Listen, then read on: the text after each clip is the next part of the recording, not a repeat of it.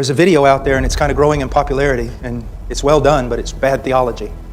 You see this prisoner represents the sinner, and he's chained to a wall.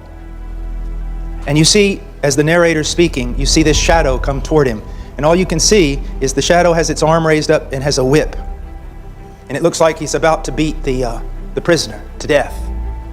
But then in this video, all of a sudden, the Son of God, or what is supposed the Son of God, intercedes and puts himself in the middle and takes the lash of the whip in the place of the sinner.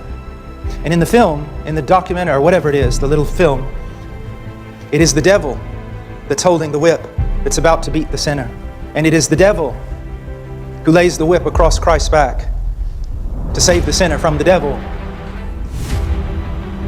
Origen had a similar problem with his theology, that Christ was a payment paid to the devil to save us from the imprisonment of the devil.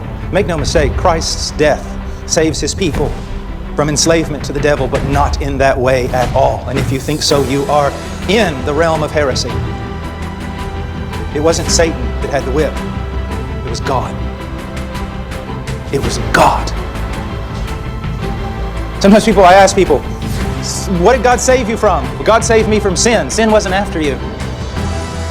Let me put it to you this way. God saved you from himself, by himself, and for himself. It was God in his righteousness and his holiness that was coming after you.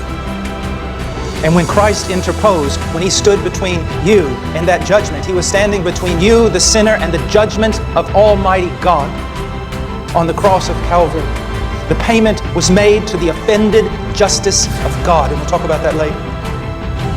And in satisfying God's judgment, justice, and in appeasing God's wrath, it put an end to the accusations and the power of the devil over us.